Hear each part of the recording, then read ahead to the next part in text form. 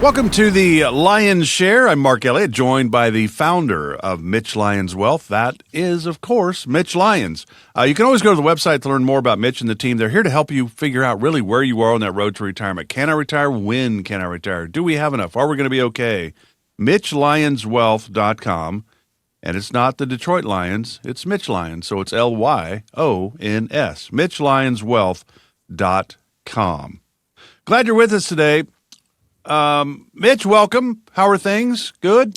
It's great to be here. I wish I'd played for the Detroit Lions. It would have been a marketing coup, right? If I could have been Mitch Lyons, Lyons, but either way, it would have been a nice marketing pitch. And they might even have changed the spelling of the Detroit Lions. Could be. Well, for a while there, they might have considered it with the way they used to play, but now they're competitive. So yeah, disappointing year for the Lions this year for sure. After the last couple that were fantastic. So yeah, How many times during your NFL career, 7 years, do you see the kind of roller coaster ride that happens? A team has a great year, next year, the little things aren't going as smoothly.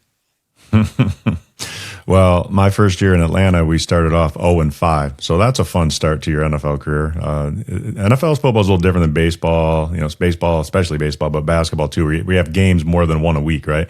In the NFL, you lose and you got to come back in Monday. Everyone's down and, don't really want to watch the film because you probably had a few plays that didn't go your way. And then you got to wait a whole week to try to right the ship. So it's a long week. And when you start off 0-5, that's a real long week. So my third year with Atlanta, we made the playoffs. And so I had a lot of, we lost in Green Bay in the playoffs and against Brett Favre and Reggie White and those guys.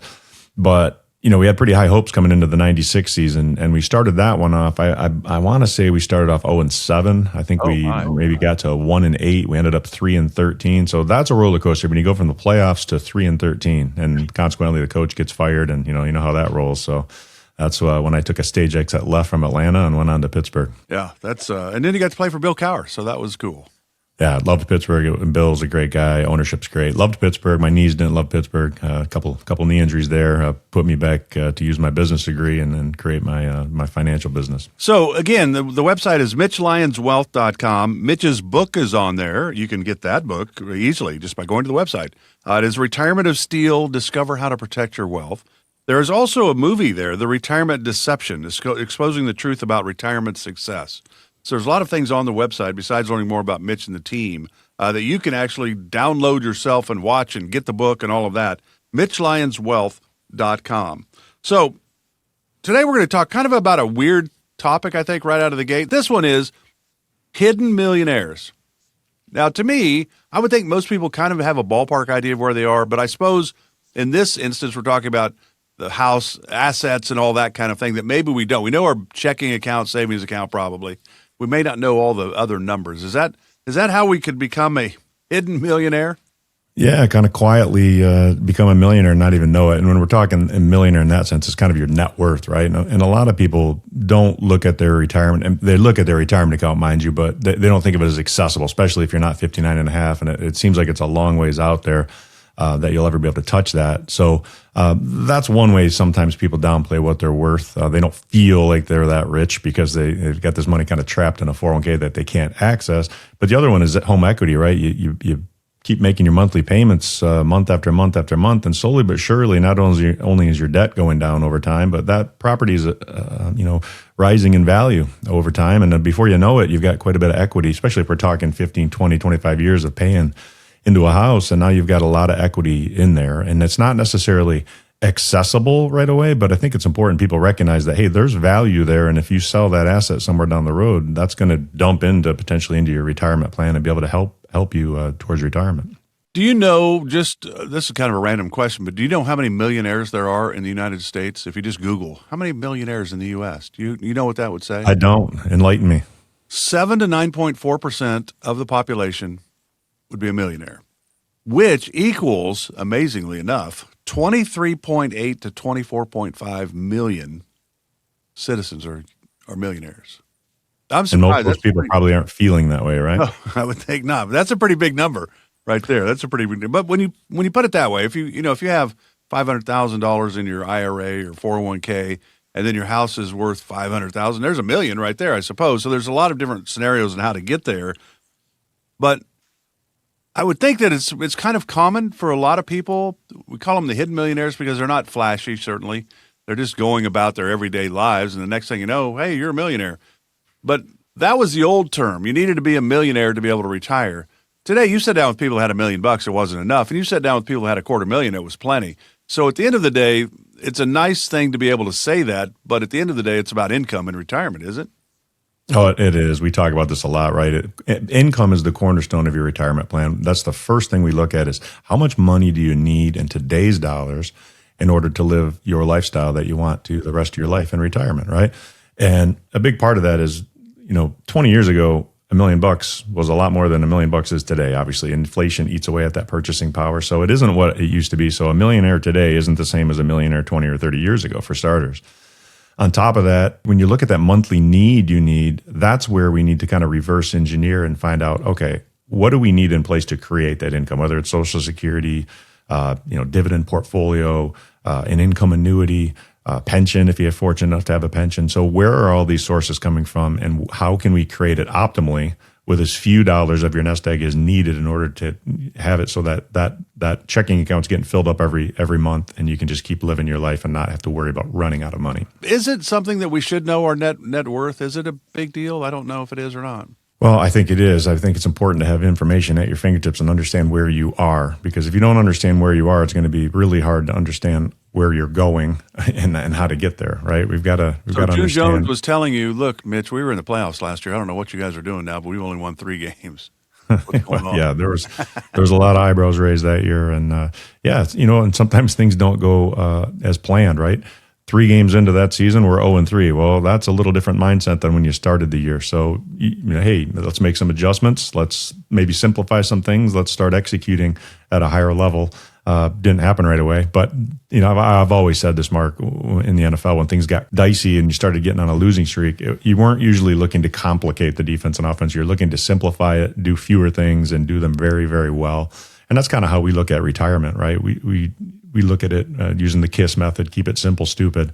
We don't need to overcomplicate this thing. We need the income, we need the protection, we need some market assets for long-term growth, and we need to stay on top of it. We need to measure it continually. Yeah, it makes sense. You're taking advantage of the athletes that are playing in the NFL. They're pretty good athletes. Let's not confuse them. Let's let them use their athletic ability. One of the things about this hidden millionaire thing is that people typically, because they're not really paying that much attention, they just put their head down, working, raising a kid, putting money away for retirement, is that a lot of them get a little nervous. And so they end up putting a lot of money in checking and savings account. They have a lot of cash on hand. And I think they term that the cash drag, that maybe you're losing money safely. Yeah, you're losing money safely. And again, most bank assets are not paying a high rate of return, right? We had a little blip here where rates popped up for a while and people were getting 5% on CDs. Well, that's disappeared. Those have come back down. And if you're not able, if you got a sitting in savings or checking and making 1% or 1.5%, if you're lucky, that's not going to keep up with inflation, right? So to your point, you're slowly losing money safely. And is there a place for cash? Absolutely, 100%. We always want our folks to have some cash available should life happen and you need it in a pinch. But you don't have to be overly conservative. As long as the dollars are accessible, we can take on a little more risk, knowing that, hey, we're probably not going to need all of that. So let's put it to work. If we need to take some of it out in the future, that's fine. But let's not just let it sit on the sidelines and not work for us. You talk about putting it on the sidelines and not having it work for us. It's kind of a weird thing that happens to a lot of people that they don't think about. I think it's like when you get to 60 and you're getting close to retirement, maybe you retired at 62 or 3, and you take your 401k and you roll it into an IRA, and then you never put it anywhere. It's just it's kind of like doing a trust and you never put anything in the trust. They say that happens a lot. I'm like, what do you mean? If you move your 401k to the IRA, wouldn't it just automatically invest in how you work? No, you've got to kind of direct it a little bit, right? That's a common thing where people move the money and then they never tell it what to do. Well, right. Or they pick a lifestyle fund and they just kind of set it and forget it. And the thing about it is things change over time. And when you roll a 401k, number one, if you're using an advisor, hopefully they're giving you some direction as to how you should be invested. If you're doing it yourself, you need to understand what you're comfortable with. And I see this all the time. We'll take somebody through our risk analyzer and see what they're really comfortable with risk-wise. And then we'll run their existing portfolio and have that analyzed and show them what type of risk they're taking.